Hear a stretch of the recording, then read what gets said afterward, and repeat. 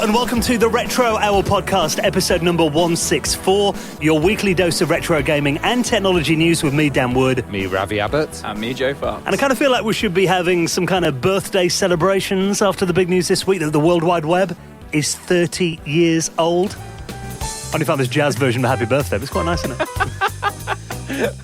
30 years old. Yeah. So what was the first thing you did online, Dan?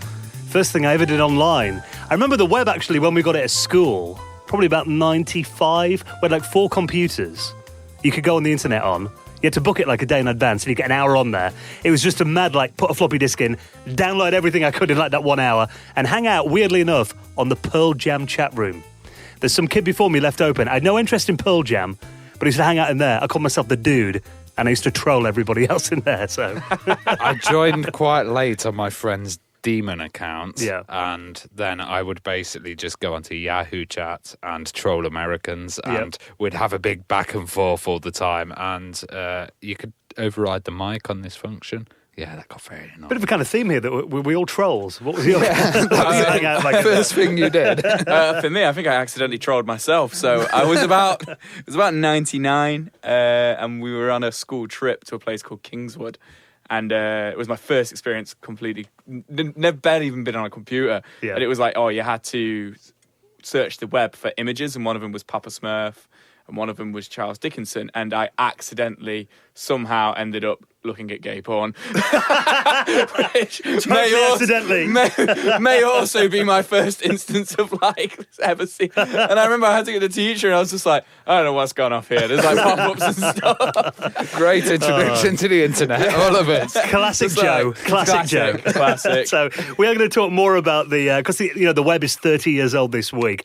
We've got some interesting stories, some stuff that's kind of resurfaced and been doing the rounds this week, and a great website I need to share with you guys in just a bit. Now, also, we've got an amazing guest on the podcast this week. We're going to be joined by a veteran, a marketing industry veteran, Bruce Everiss. You know, all those kind of programming whiz kids and all the cool style where they'll be going in like sports cars and driving around. I've made millions out of this game. Bruce kind of helped create that image, and he worked at Imagine Software, and he also worked at Codemasters, such a massive company. Yeah, now, you've probably seen, I think anyone that's into British video games of that era has watched, I mean, it's on YouTube if you want to watch it, a documentary called Commercial Breaks. And this was in the mid-80s. They went to film a British computer company that were doing really well, trying to get the story of their rise and how well they're doing. Turns out the company went bankrupt in the middle of filming this. As they were filming it, the bailiffs were coming in, and they were trying to block the doors and stuff, and This was all on the BBC. It was absolutely mad. I've not heard of this. You'll definitely watch it. I'll put a link in our show notes if anyone hasn't seen it. But Bruce was right in the middle of all that. You know, he was like the marketing manager of Imagine Software. And he had this job because they had these mega games that they were going to release that, bearing in mind, the average video game then cost about, £2 or £3? Yeah. And they were going to release these £40 games for the Spectrum that he had the job of hyping up, even though they didn't really exist.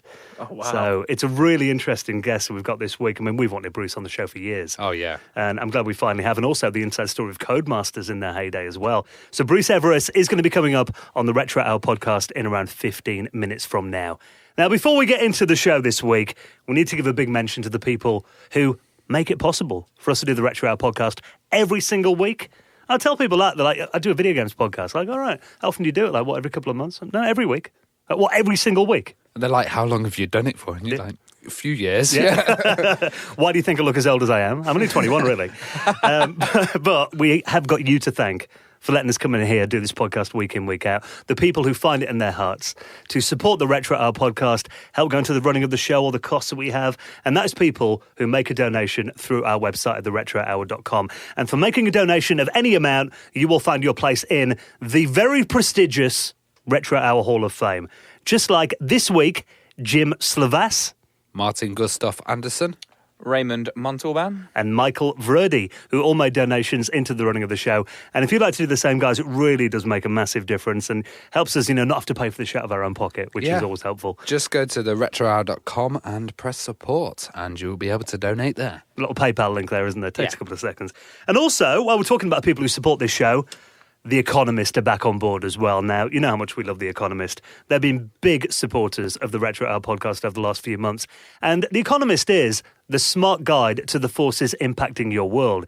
Now, the reason we love The Economist is, a lot of people assume from the title it's going to be like, economics and finance, which it is, but also it covers so much more as well, including things that we talk about, like video games. Like we mentioned last year, that I had no idea that China is the biggest video games market in the world.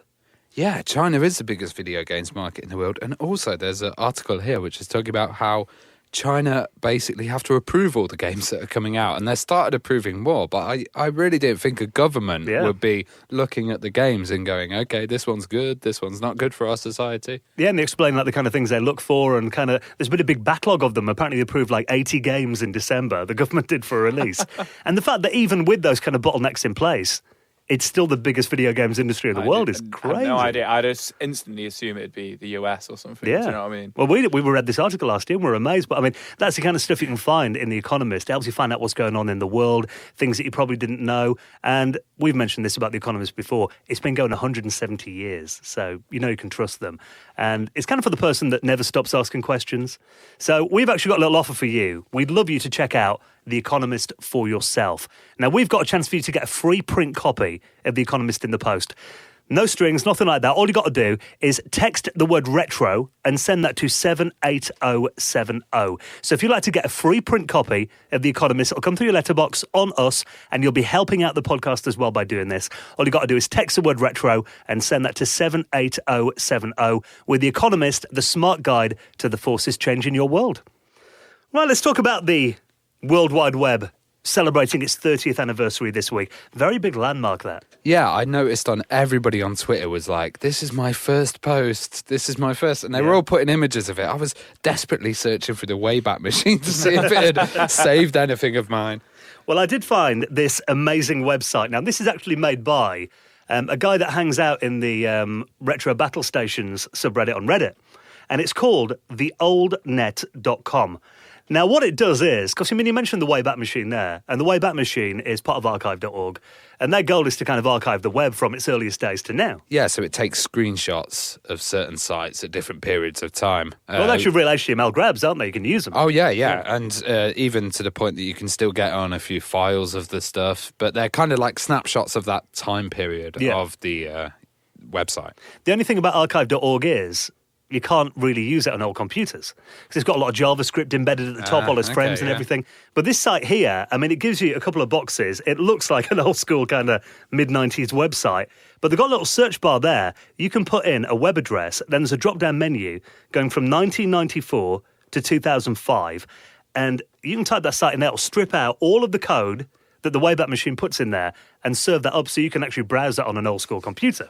I love that, scripts and no scripts, because that was a really early thing on the internet where you'd have frames or no frames, because having a frame on your site was so advanced. Yeah, it was. I was going to say, I'm loving life on the old N64 websites here, so this is pretty cool. Well, they pick out some of their favourites as well, which are really cool. And you can get a snapshot. I was looking at, Sony's website in 1995 when the PlayStation came out, and Netscape's website. And they've even got working kind of snapshots of stuff like Alta Vista and Webcrawler from the mid-90s. Yeah, I saw something similar to this site, which actually had like snapshots, but what you could do is you could choose the old browser. So you'd say, let's look at this site, but in Netscape Navigator or in Mosaic or one of these really early ones. But I love the fact that, you can go on your Windows 3.1 PC and actually really browse these sites as they were back then. Yeah, that's awesome. Yeah, so I'll put links to Probably that. Probably a bit faster, though. Well, it is, and actually it loads really quick because, they're all HTML 1.0 websites.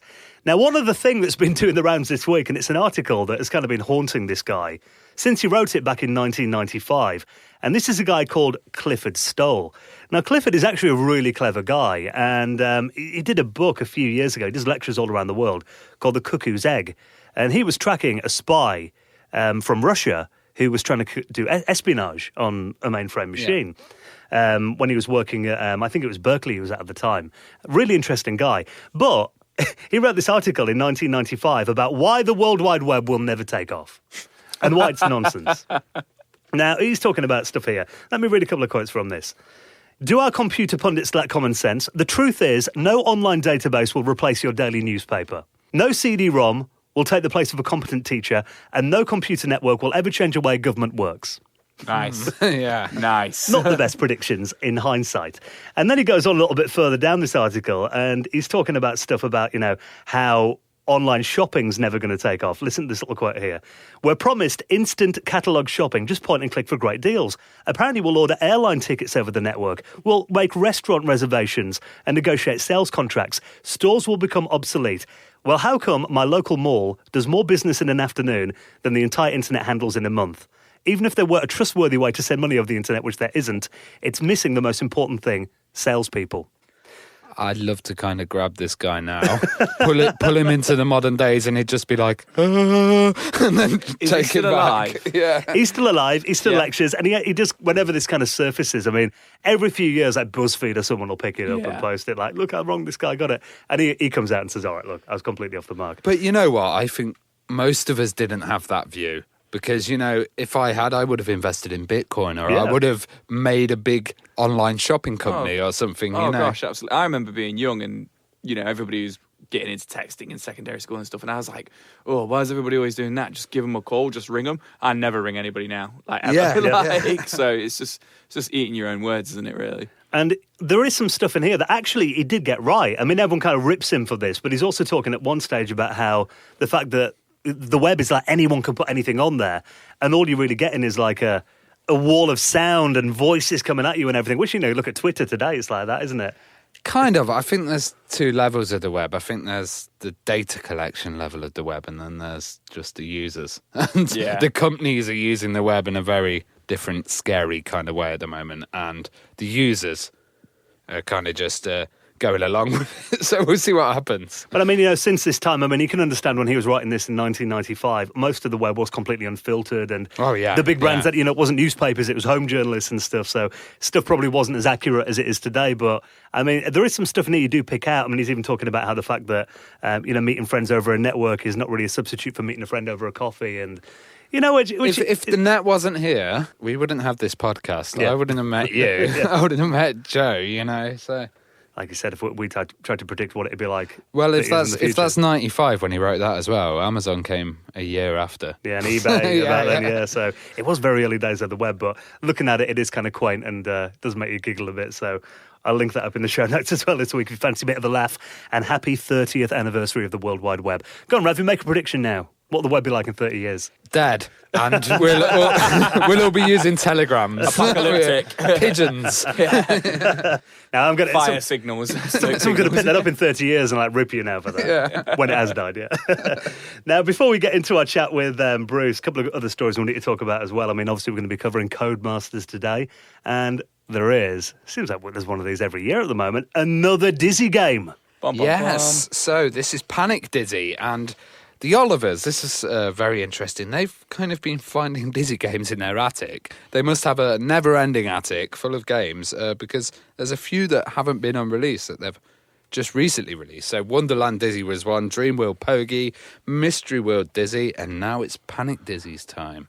And this is coming out on the NES. Yeah, so it's going to be on a NES cart. It's been restored by Lucas Kerr, who's Dizzy, total...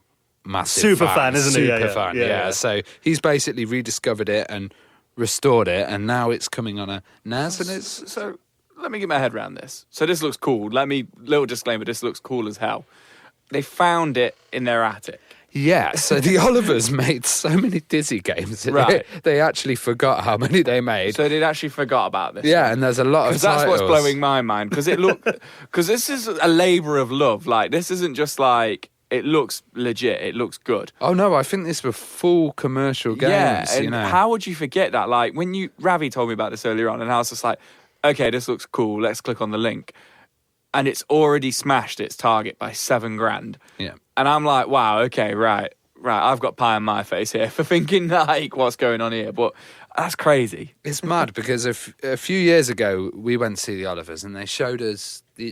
They were just doing their exhibition at the National Video Game Arcade, and they showed us all of these maps, and they said, we were looking through the stuff in our loft, and we found this Mystery World map, and we were like, what is this? Is this a level from a game? Can you remember this? And being twins, and, the amount that they produced as well. Yeah. It probably just gets lost in everything, you know. Well, they even kept their bedroom curtains from the early 80s. They don't Wow. throw anything away. I guess we were just kind of in the zone and making so many games at the time. Yeah. Yeah. And, forgot about it. But it's cool, though, that these games exist. And the fact they keep finding more of them as well. I'd love to have a route around their attic. Wouldn't you? See what else is in there. Do you want to keep these games, lads? Sneak down the stairs with Yeah. these. So if you don't want to check it out, it's on Kickstarter right now. We'll link that up in the show notes this week. Now, let's give a big shout to our friends at the Retro Computing Museum in Leicester, who've been phenomenally successful recently. Even saw them on the BBC the other day. Yeah, so you can get this on iPlayer, so we're going to put it in the show notes, and this is called Inside Out, which is one of those kind of regional shows where they're just like, let's see what's going on in the Midlands, or let's see what's going on in Scotland. This is the East Midlands edition. I was watching it last night, halfway through, I just turned to Channel 1 and it was like, retro gaming in the East Midlands, and I was like, what? It was meant to be. It was like, it was a good half an hour, and they had first Retro Computing Museum Leicester. Yeah. Where they talked about the whole museum there. They interviewed Andy, and that was really cool. Then they went to Retro World in Derby as well. And they Which is a shop, isn't it? Yeah, You which know is what? a I stop. did see that on Facebook that they were getting interviewed. They said they were getting interviewed for something on the BBC, and just mindlessly scrolling through Facebook because it's like, oh, cool. Like, They did a section on gaming, the big gaming markets as well, and they also put an Amiga down there and said, this was the bad boy. This was better than all of the machines back then. This is what everybody wanted. And I was like, whoa. So it was like a half an hour feature all about retro gaming. Yeah. That's crazy. Well, if people want to watch that, it is on iPlayer. Which, good thing about the BBC, you can access iPlayer anywhere in the UK or with VPN anywhere in the world. But, I mean, that's awesome that primetime BBC are covering stuff like that. And it's focusing on the area that we're in the East Midlands, which we really think retro gaming seems to be popping off at the moment here. Shame we didn't know it was going to be happening, isn't it? Next time, BBC, come on, hit us up. So I'll put a link to that and everything else we talked about this week. We put all the show notes on our website, save you Googling at theretrohour.com. Now, just before we get into our chat with Bruce Everiss, that you're going to love this week, all about Imagine Software and Codemasters. Now that we're into March now, here in the UK, less than 2 weeks until the clocks go forward. oh, God. Anyone else ready for like warm summer's evenings and Definitely. 9 p.m. sunsets? I've already been out in my garden. It's been quite nice recently, hasn't it? It's And been then, It was nice a couple of weeks ago. It's freezing again now. Well, I'm thinking, 'cause I moved house. I haven't had a chance to use my new garden yet, which is nice. I'm thinking, how nice is it going to be sitting out there in the sunshine with a nice chilled beer in my hand? Everyone's excited for that. Well, we've timed this well, haven't we? Our good friends from Beer 52 are back on board as well. Now, as a listener to our show, we've got together with them, and you can actually get, ready for that warmer weather, a free case of craft beers. That's awesome. How awesome's that? Also, you can listen to the Retro Hour whilst drinking it. Now, all you have to do is nip onto their website. We've got a little link here. Head to beer52.com/retro. And the thing about Beer52 is, they sponsored the show back in December for a few weeks as well. They were very, very popular. Loads of people jumped on this as well. They are the world's most popular monthly craft beer discovery club. And what they do is they search out incredible, exclusive, small batch craft beers from the world's greatest breweries and bring them back for their members. So it's not the stuff you're going to find in the supermarket. It's stuff that, if you like your beer and you want something a bit different. Yeah, this is proper craft ale, isn't it? Absolutely. And they've actually got at the moment some really cool stuff. You can try one-of-a-kind Citra Grisette, which sounds amazing. That's a collaboration brew from Fine Ales representing the UK. They've got stuff from Sweden in there as well. What about this? A Mango Milkshake IPA by Tiny Rebel from Wales. How amazing does that sound? Milkshake IPA. It's one of them where you just keep drinking it and you're like, oh, why am I suddenly really pissed?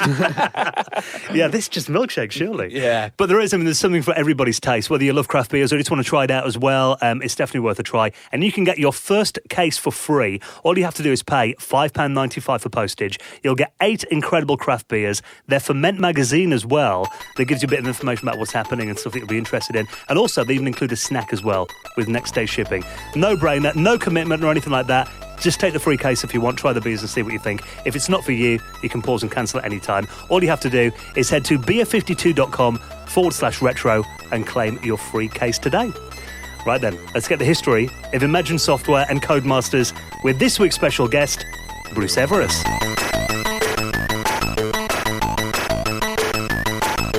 You're listening to the Retro Hour podcast, and it's time to welcome on this week's very special guest. It is our pleasure to welcome to the show Bruce Everiss. Welcome to the podcast. Thank you. It's a pleasure being here. Now, before we get into stories about, Imagine Software and Codemasters that we can't wait to get your stories about, I mean, let's just kind of go back to, the start. I mean, what kind of got you first interested in computers? Well, when I was young, before I even left school, I was really interested in business. And so as soon as I left school, I thought, well, how can I learn about business? So I studied to be an accountant. And then after I learned to be an accountant, with this company I trained with, I set up a computerized bookkeeping company. Very boring, I know, but... and then I was reading the professional computer magazines then, like Computing and Computer Weekly, and they were starting to mention these things called home computers that were starting to happen in America. So I thought, that's really, really interesting. So I studied it up like crazy, and as soon as they became available, I opened my own computer store, basically. And that was Micro Digital. Yeah, and that was, I think that was 78 or 77. It was around about there then, anyhow. That must have been one of the first computer shops in the UK, surely. Yes. So what I did was there was a kit computer came out called the NASCOM, and that was very popular, and I sold lots and lots of those. And because it had 1,200 soldering joints on the back, most people who built them, they wouldn't work. So I set up a workshop and put a repair service in. And then Apples came along, Apple IIs, sold those, and Science of Cambridge Mark 14s, so sort of precursor to the Sinclair computers, and lots of books, tons and tons of books, and computer memory, stuff like that. Well, wasn't much of a computer scene in Liverpool at that time? Yeah, it was pretty red hot actually, because there was a right from the beginning, a lot of radio amateurs, because radio amateurs are into electronics, they went, wow, this is fantastic for us. And they set up a computer club. And they really knew what they were doing, because they were used to playing with electronics all the time. And so and then we got involvement then with the university, because the university had a microprocessor department. And microprocessors had really only just been invented. So they were right at the very sort of bleeding edge of technology at the university. The amateurs with the computer club were right at the bleeding edge of technology, and we kind of just mucked in with them. And what kind of software would these people be using? Yes. Not much, really. Microsoft came out with languages, obviously, and they brought out a BASIC eventually for the Apple II. There wasn't an internet to swap things on and download things on, and everything used cassette interfaces to store stuff. But the big thing, the big breakthrough, I think, was when I went to America in those late 70s, 78 or something, and I went to California, and I went to an American computer store there called Computer Components of Orange County. And in America, there weren't many computer stores then. There was still just a handful across the whole of the United States. And I went into Computer Components of Orange County to see how they did it, or what they were up to, and seeing if I could learn any tricks. And at the back of the store, there was a dirty, great big notice board, and pinned to it were polythene bags. And in the polythene bags were cassettes.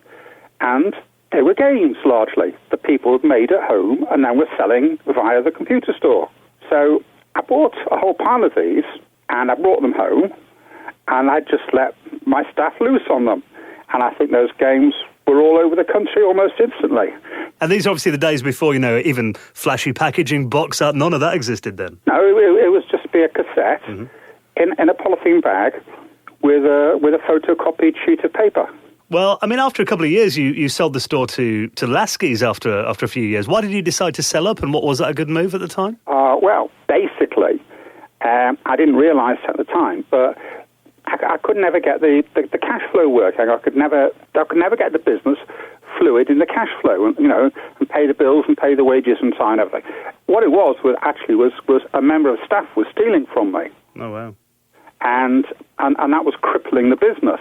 But luckily, one of my customers was a director of Lasky's, a guy called Alan Sterling, and he said Lasky's really should be starting to get in his home computer lark.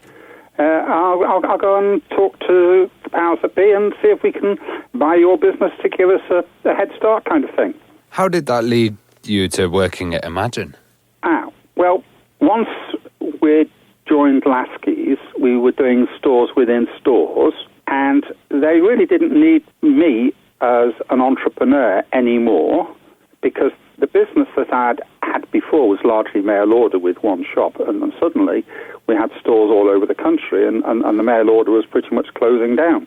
And it was becoming very much a box industry, by Sharp MZ80K boxes. And so we kind of agreed to go our separate ways, and I worked as a consultant for a while to a number of people, and including, for instance, an office equipment company called Dams, but also for Bug Bite. When I went into Bug Bite, the two Allens who ran it were very, very geeky, and they didn't have much idea about how to reach their public. So I changed that, because that's what I'd been doing for a few years then. For instance, I sorted out doing proper packaging, which they hadn't had. So I did, multi-fold packaging, like the music industry, with a colour image to represent the game, which was all new stuff then. And at Bug Bite was Mark Butler, who had been an employee of mine, and there was Eugene Evans, who had been an employee of mine. Mark Butler and David Lawson left Bug Bite to set up Imagine, and they asked me to join them, which I did. When you got to Imagine, I mean, was that kind of one of your goals to kind of get their games into more high street retailers and have more prominence? Okay, well, just as when I set up my computer store, there was no video games. When Imagine set up, there was no game stores. There were no game stores. Mm-hmm. There was just maybe a handful of hobbyist computer stores across the country. It was all done by mail order. And I remember when Arcadia first came out, we all sat on the floor in the office with stacks and stacks of sticky cardboard and boxes full of Arcadias, and making mail bags full of parcels, hundreds and hundreds, thousands of parcels going out the door. We had to handle the stock ourselves. So one of the things I did was to try to set up a retail video game industry. So I employed some girls who were telesales experts, who were used to ringing people up, and in fact I stole them from Dams, some telesales girls. And then we got all the yellow pages for the whole of the United Kingdom. They covered a whole wall of yellow pages stacked up. And then they went through all the yellow pages, ringing different sorts of shops. So they'd ring, say, every electronics shop or every photographic shop or so on in a yellow pages, and they'd go and get another yellow pages and do the same. And gradually we recruited people to sell our product.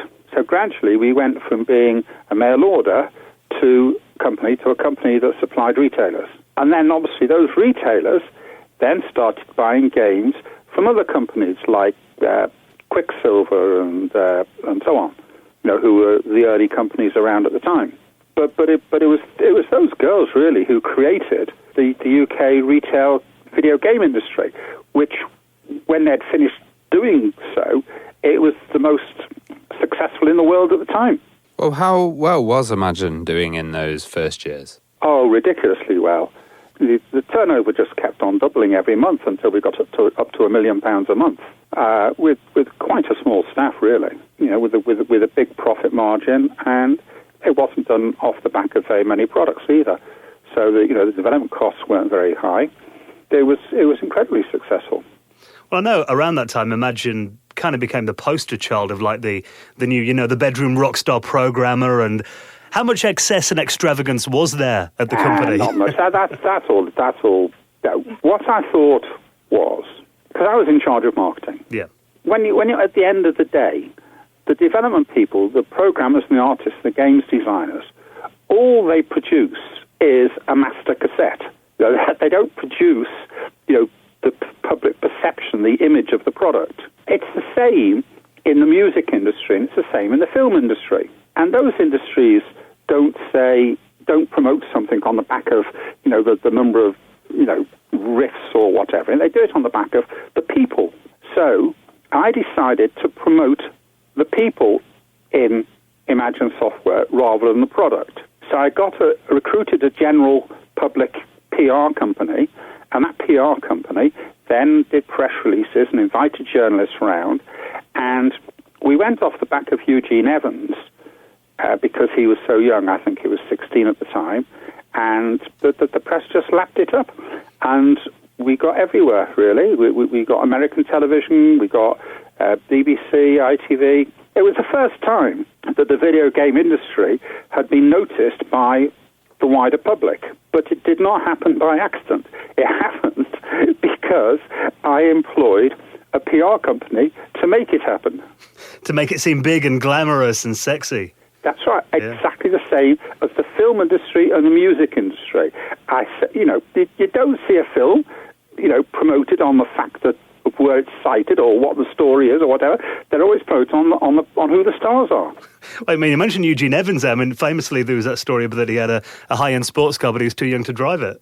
Well, he could drive when we bought him a Lotus, but he could drive by the time he got it, yes. Just. Yes, yeah. Well, I mean, around that time, obviously one of the most famous things that Imagine is remembered for was the BBC documentary that's now infamous in, the British video games industry, Commercial Breaks. I mean, did they approach you then? And why did you decide to let the BBC kind of do an inside story? That must have been quite a nod to the company's credibility that the BBC were interested. Yeah, well, we were the highest profile game company in Britain, and, we had all the publicity, and it was an industry that was growing-ish. It was growing-ish because what happened was it hit a brick wall. The whole industry hit a brick wall when the great public discovered tape-to-tape copying. Our turnover went from £1 million a month to nothing. You make a new game, ship it, and then the next thing you know, they did. What would happen is W.H. Smith had a returns policy. So people would go and buy a game, take it home, copy it, and then bring it back for their money back. And it's theft, it's thieving, but it pretty much destroyed the 8-bit video game industry. And there was quite a lot of video game companies around then. I mean, if you go and look on one of the Sinclair sites at the list of video game publishers for the Sinclair Spectrum, I think you'll get to a list of more than 100. And by the time that got through to sort of the console industry, there's about 4 or 5 of them left. But even just between the 8-bit and the Amiga, most of them were eliminated. It bust most of the game companies, the tape-to-tape copying. You mentioned piracy was such an issue there. Was it kind of unstoppable, or did you guys try and put any measures in there? Oh, we did all sorts. I mean, I don't know if you remember, there was something called lens lock. Yes. But that was just one of many, many, many measures. One thing we did, for instance, is we tried to change the way the game loaded. So we made the game so it had a very small header, overwrote the Sinclair loader, and then put our own loader in. And then our own loader did it with a really fancy pattern on the screen, but it really didn't answer. So then I was thinking back to my days of doing the commercial accounting software. And what they did to protect their accounting software was they supplied a dongle. And the dongle plugged into the back of your, this is big old-fashioned computers, plugged in, basically. And the software wouldn't work without the dongle. So I said to David and to Mark, I said what we could do is we could make a dongle that plugs into the back of the Sinclair Spectrum or the Commodore 64 or whatever, and the software goes and looks for the dongle, and it'll only work if the dongle's there. Now, what I was thinking of was maybe a resistor or a capacitor array which you could read, or at the very most a little custom chip that you could mass produce very cheaply for pennies. That was my idea. And then what they decided was, hell, what we can do is we can put 64K of RAM in the dongle and switch it. And suddenly, the whole idea exploded like Topsy and became the mega games, Cyclops and Bandersnatch. Well, these are the two things that a lot of people remember Imagine for, though. Those two games that, like you said, it was... How expensive were they going to be? They were going to be much more than the average game, weren't they? The games then, I can't remember, was $4.95 or something, and these were going to be 40 or 50 quid, because you had to pay for the damn box on the back, the dongle, with the 64K of memory in. So they took what could have been an idea that might have worked, and they just took it to the nth degree when it wouldn't work. Well, like you said, you had the job of doing the marketing here, and these games, I mean, I remember seeing those adverts and how hyped they were in the media at the time. And it was, it was really exciting advertising, but it kind of felt like you were promising the world with these games that were coming out. I mean, how did you approach marketing these two, mega games? Well, blimey. First of all, the guys who were supposed to, they were doing 2 teams of 2, and they weren't doing anything. The guys weren't doing anything. The games weren't being written. So each month came by, and I'd say, what am I going to do? We've got the advertising booked in the magazines. And I said, well, you have to go away and think about it. So I did adverts like Reinforcements Arrive, where they had the musicians and the artists arrived, and things like that.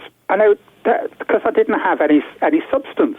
I had no substance at all. I had nothing. I was just advertising complete vaporware. There was nothing there to market. I was marketing nothing.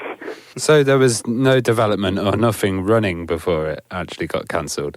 There was token development, but nothing of substance. So remember, these games were going to be much bigger than the average Spectrum and C64 game, and they're going to have stuff like extra stuff in the box, and essentially these were going to be massive, big budget titles that you just couldn't imagine the average kid in the mid-80s being able to afford. That's true. They've gone a step too far in their ambition, perhaps. And did you try and rein them back in?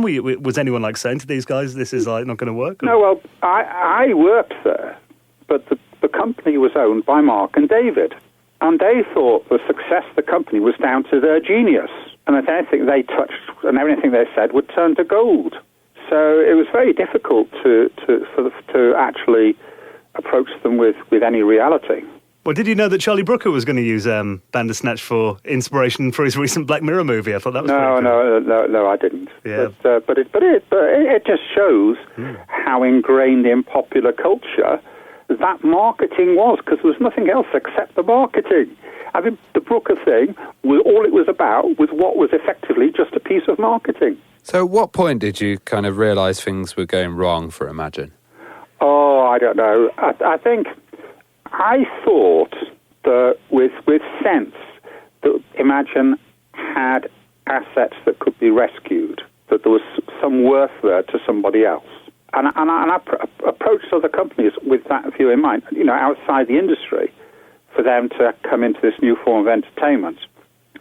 But it was impossible with Mark and David, really. It was impossible with them. And one thing I wanted to do is I wanted to bring the price down from $4.99 to $2.99. And we were going to do this, and we spoke to W.A. Smith and what have you, and Boots, who were the big retailers then, and they said, if you do that, we won't buy anything off you. So we were stopped from bringing the price down.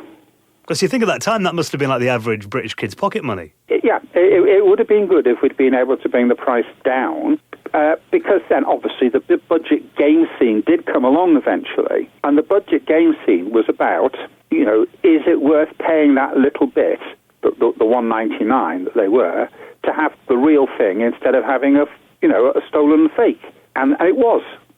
Yeah, it's when companies like Mastertronic came along and started doing it. That's right. Mastertronics were pretty clever people, because the industry was broken, and they had a fix for it.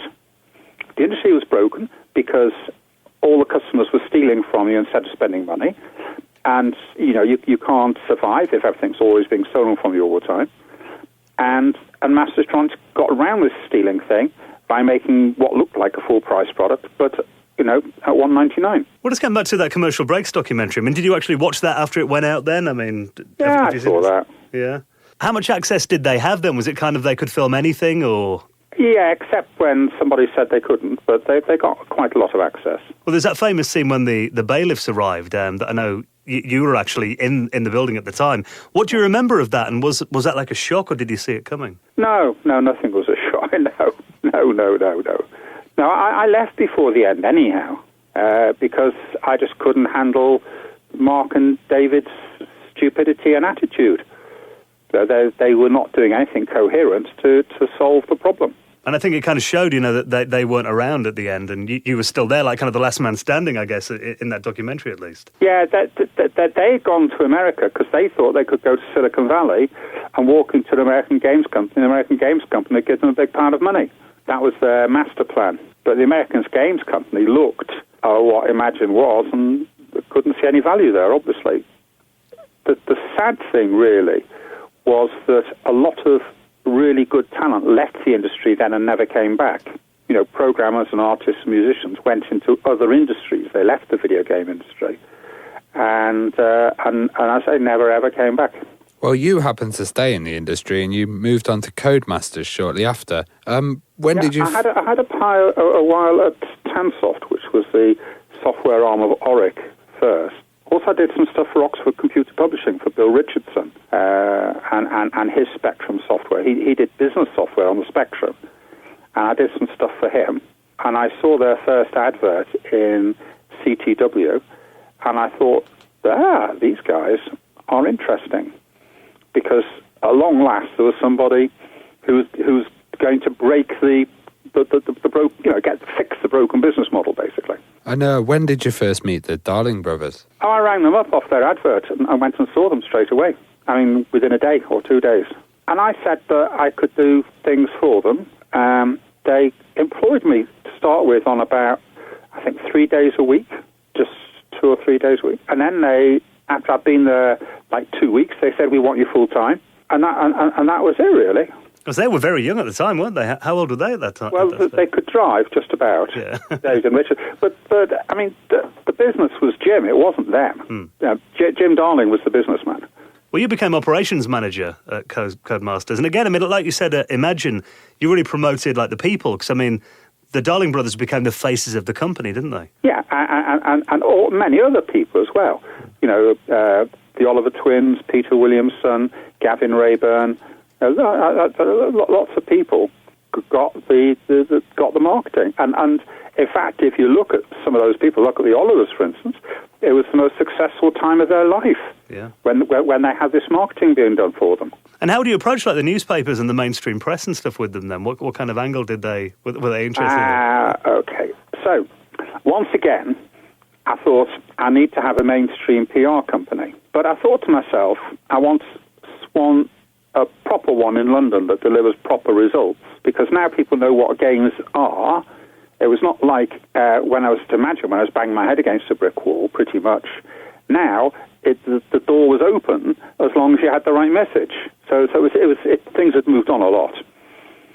So I then rang round a few journalists in different industries, in the music industry and in the film industry and in the fashion industry, which are all, marketing-based industries, and across different sorts of media as well, magazines, newspapers, radio, TV. And I rang all these journalists, spent out half a day doing it, and I asked them who was their favourite PR company, who gave them good stories, etc., etc., etc. And I came up with a short list, but the one that was top by miles was Lynn Franks.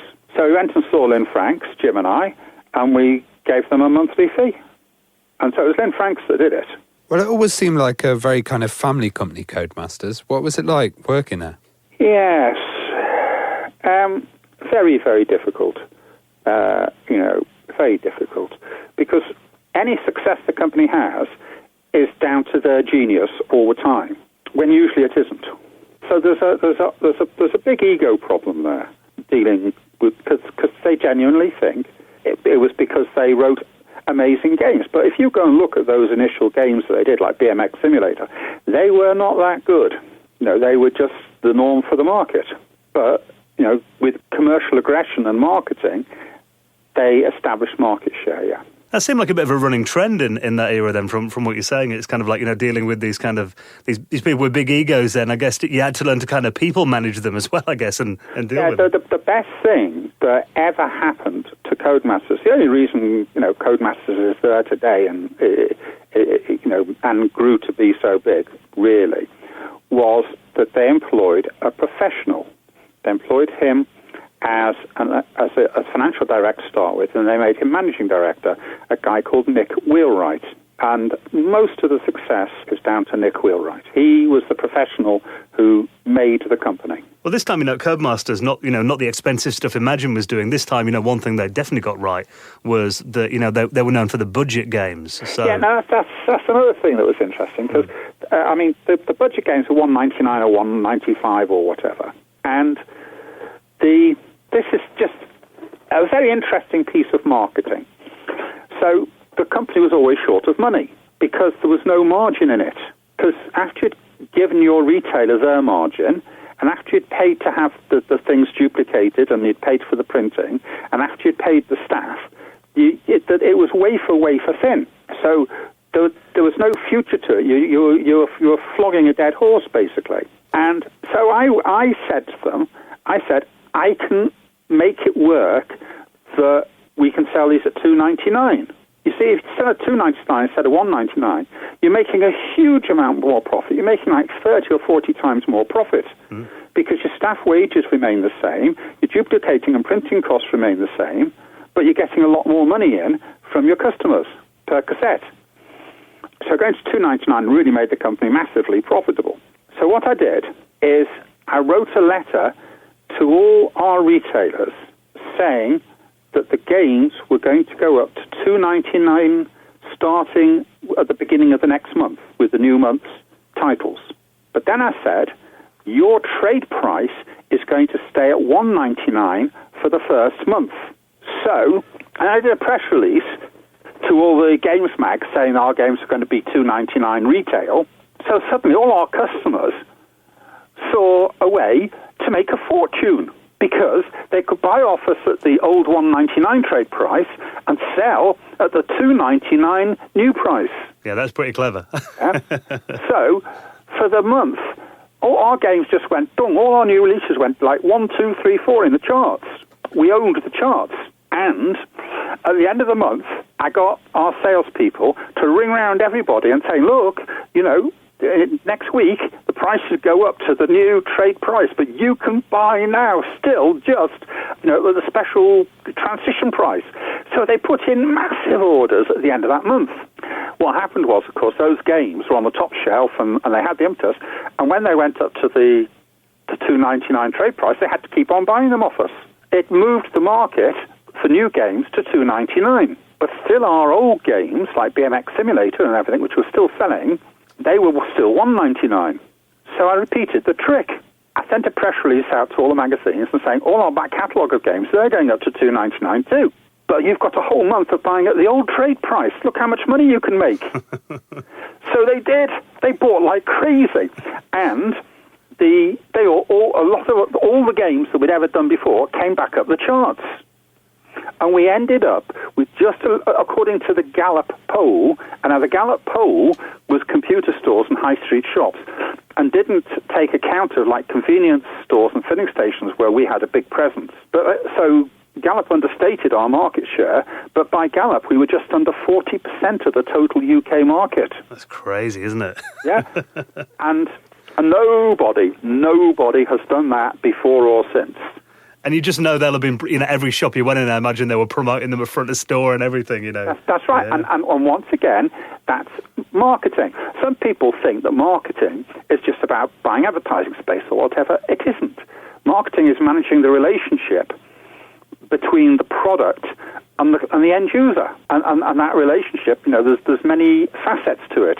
And one of those facets is your pricing policy and your relationship with the retailers. Well, when the Oliver twins came along with Dizzy, they kind of seemed to be new faces of the company. Was this conscious decision to get them in front? Yeah, well, I think one thing was that doing press work is fairly tedious. If you're trying to build a company and run a company, you've got to go running down to London and everything all the time. And you've got to give up your Saturdays and your Sundays to be on television and all this sort of stuff. After a while, it starts to wear you down. And also, the story of David and Richard had been done to death, really, by then. They'd been in all the Sunday colour supplements. They'd been in every single one. And they'd been on every Saturday morning TV programme and every Sunday morning TV programme. So I switched first of all, we stopped using Lynn Franks because we'd achieved what we needed. And then I went back to the trade, to the game industry media. But then they wanted to know us because then we were famous. Whereas before it was really, really hard work talking to them because you weren't buying advertising off them because there was no advertising spend in $1.99 games. Now that you were famous, they wanted to know. So I just got, Peter Williamson, Gavin Rayburn, the Oliver Twins, and so on, and put them in front of the press, really. Did you have to kind of work like a manager, say for example, musicians are kind of get like an image crafted and all that, and this is kind of what you guys are like. This is the image we've made for you. Was it a bit like that? I don't think it was quite so formal as that, really. But they each, like the Oliver Twins were incredibly earnest, as you probably know. Yeah. And so I just let them go and be incredibly earnest. And there they were being incredibly earnest with the press. And I thought, that'll do. And then Gavin Rayburn, very concerned about his image and his hairdo and his clothes and everything. And he looked like a pop singer. So I thought, well, that'll do for that. Thank you very much. And then Peter is slightly shambolic, taciturn Scotsman, and I thought that'll do perfectly for that. I didn't need to do any image work on them. They each had their images that worked already. We've talked about the, kind of managing the company and the marketing and that kind of thing, but the actual games themselves, were you much of a gamer yourself? Did you play the games? Did you get time? No. I've never, ever been a gamer. Never. I don't go to the cinema much. I'm kind of a doer rather than a watcher, if you see what I mean. Yeah. I'd rather be out, sailing or walking or scuba diving or traveling to different countries, or down the pub with my friends. I'd rather be down the pub with my friends than playing games. And that's just my nature. It's just me. I've seen lots of games, and I've had a go at lots of games. A lot of people who are listening to this will think I'm mad. But, because they're the exact opposite. But, if we were all the same, it would be a boring world, wouldn't it? Absolutely. When Dizzy came along, I remember that was such a phenomenon. Was Dizzy a hit out of the door, or did it take a while to kind of build that popularity? Oh, Dizzy, we did some funny things with Dizzy. We did the Olivers did the toy, the model of Dizzy, the toy. Mm-hmm. And then there was a whole saga about that ran for several months with one of the magazines. Oh, that it had been kidnapped and it had its head chopped off and all sorts of stuff was going on. But then the Olivers, I convinced them to let me cover mount a full Dizzy on one of the magazines. And nobody had cover mounted a hit game before then. Something that was already a hit game. And we cover mounted on, or whatever it was Sinclair User or whatever. We cover mounted, and those magazines then had a circulation of well over 100,000. So 120,000 copies of Dizzy just went bump out in 1 week. After that, the Dizzy brand was made. It was made just like that, really, just by the cover mount. And it was such a fun character as well. It's still popular today, Dizzy. And I remember all the magazines that have all those, any egg puns they could get in there that always been the titles and everything. So they also had fun writing about the game. Oh, yeah. And the Olivers had enormous fun, creating the series. That's true. And with the magazines, because they were so important back then, did you have a really good relationship with all of the major mags? Yes. But back then, I knew all the editors, all the main journalists, and also for me, CTW was incredibly important because to me, I wanted to market to the trade, to the retailers and to the distributors, and then let them do the marketing out onto the high street. And CTW was brilliant because it reached the trade. And so many of our competitors put all their emphasis into the retail advertising, into Sinclair User and all those, and they didn't put the emphasis into CTW that they should have done. One amazing product that I saw from Codemasters was the Game Genie. And okay, I'd left by then.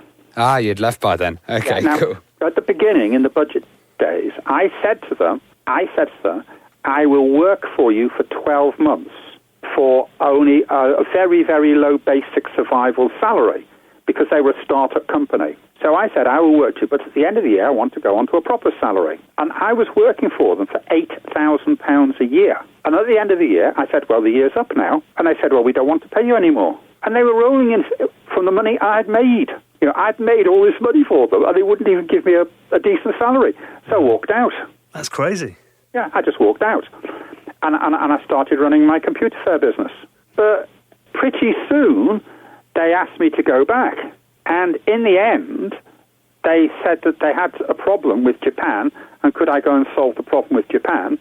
So I semi-solved the problem with Japan, for the Game Genie, in fact. But once again, the stupidity of some people. Before I went to Japan, I read up about Japan and about their etiquette and about their business practices and business customs. And you have to show enormous respect to everybody there in business. You have to bow down, you have to hand over your business card in a certain way, and so on. So one of my cousins was a director of Yamaha in the UK, and he gave me some really good introductions in Tokyo. So I went to Tokyo, and I met these introductions, and I was making good progress. And then to continue it, I had to go again. And Codemasters sent somebody else with me, and the person they sent with me was an idiot. He had no respect for the Japanese. He would turn up late for meetings with the key people we wanted to do business with. He would turn up late. He'd say, well, in America it's okay to turn up late. And I'd say to him, well, this isn't America, this is Japan. And he said, well, if they want to do business with us, it doesn't matter that we turn up late. And I said, it does if you've offended them. But, and so the Japanese venture became to naught, basically, because they sent an idiot out with me. So even I thought, with the Game Genie itself, I imagine Nintendo probably weren't a big fan of that product initially. No, I don't think the console companies were harmed by it, really, were they? No. I don't think it did them any damage. If anything, it'd probably give games a bit of longevity, I imagine. Yeah, because you still had to purchase a game in the first place to use it. Yeah, that's right.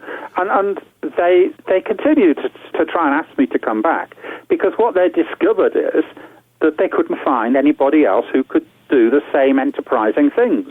So they tried to get me back, really, and I wouldn't go back, because by then I'd set up all formats computer fairs, and I was running computer fairs all over Britain. When did you go back then, eventually? I went back around about PlayStation 1 time. Yeah. So then, Gavin Rayburn had me a second time, because obviously I did the stuff with BMX Simulator and Race Driver and Football Manager and all those games.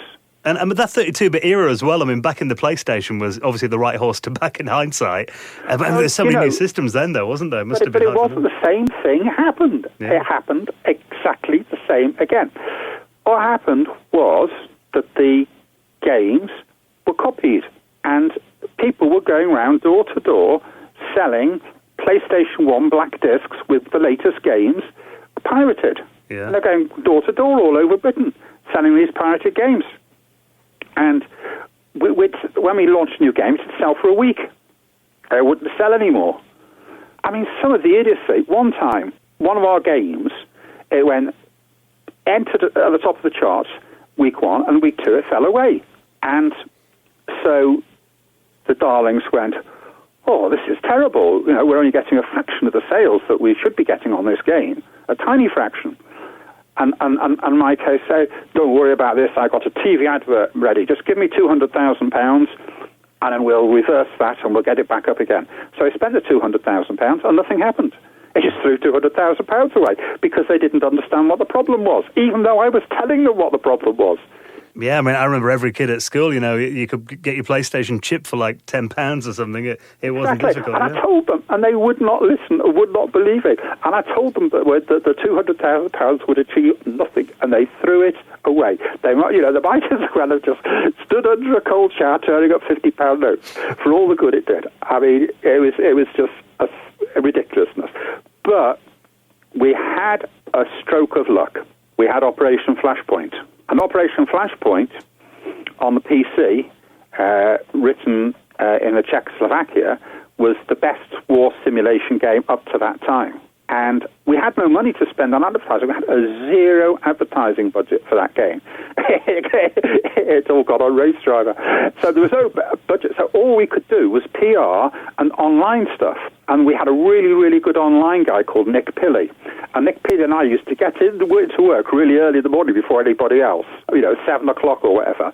And we'd make our plans about what we were going to do to rev this game up and get it working. And by then I'd put in a press release mechanism, which was global and in all the languages and simultaneous, and was fully supported by assets on each press release. So on a game, I could do, monthly press releases, bang, bang, bang, bang, bang, bang, down the line. So that's what I did with Operation Flashpoint. I used press release mechanism that I'd built up. And when it came out, the game went to number 1 in every market in the world with a chart. It was a monster. It was one of the most monster games ever up to then, and it went number 1 in America. Codemasters, one and only ever number 1 in America.